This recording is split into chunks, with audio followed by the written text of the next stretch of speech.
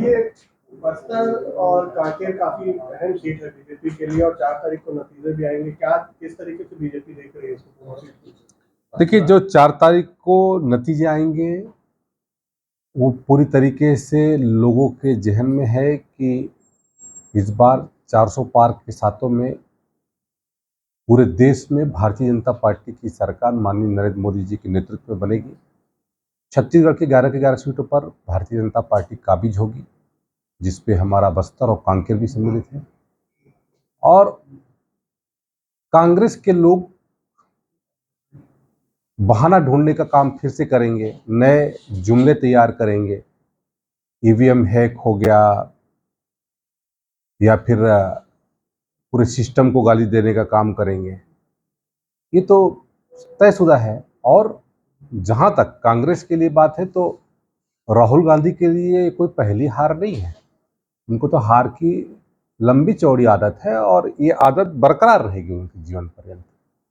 और जैसा कि सबको मालूम है कि जैसे रिजल्ट घोषित होंगे उसके पश्चात राहुल गांधी जी विदेश दौरा जाएंगे आत्मसंतुष्टि के लिए और देश में भारतीय जनता पार्टी की सरकार बनेगी और जो कि तय है। और कांग्रेस और उनके सहयोगी दल जिन्होंने इंडी बनाया था उस इंडी का इंड हो जाएगा।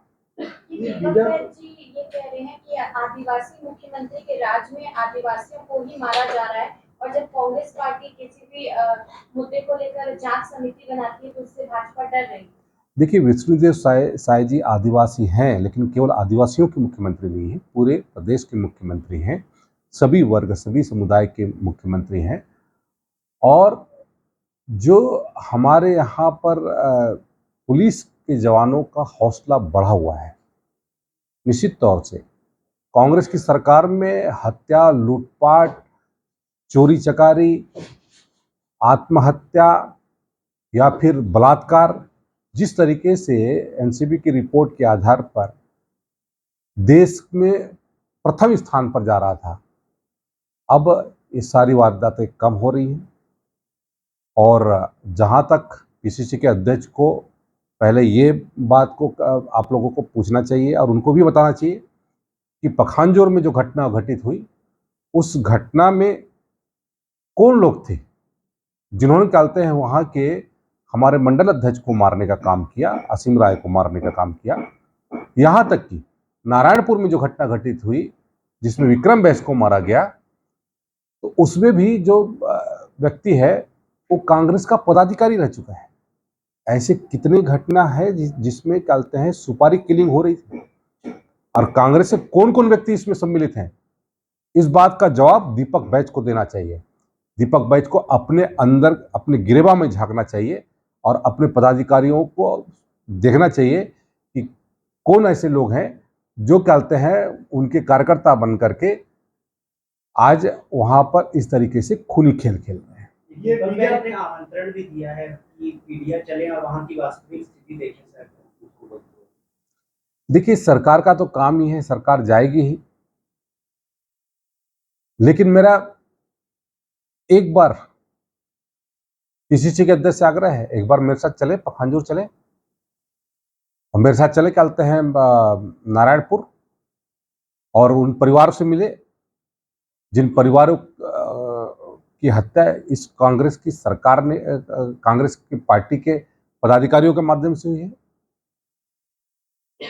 और पीसीसी के अध्यक्ष जब छत्तीसगढ़ में लगातार एक से बढ़कर के एक केस होते हैं जिसमें हमारे जवान मारे जाते हैं, जनप्रतिनिधि मारे जाते हैं, जीरम की घटना जो कि कांग्रेस के नेताओं के साथ इतनी बड़ी घटना हुई, कभी खुल के कभी नहीं कहा। नक्सल के घटना को लेकर के यदि पीसीसी के अध्यक्ष एक शब्द बोल के बताएं या फिर मेरे साथ चलने को तैयार हो, जिन परिवारों के साथ में इस तरीके से घटना घटित हुई है उनके संदर्भ में ये कुछ नहीं बोलते, उनके लिए कोई आवाज नहीं उठाते, बल्कि ये तो पूरी तरीके से सेना को बदनाम करने की कोशिश करते हैं। यहाँ के जवानों का हौसला को ख़त्म करने की साजिश रखते हैं। ये इनकी मानसिकता है। ये बीजेपी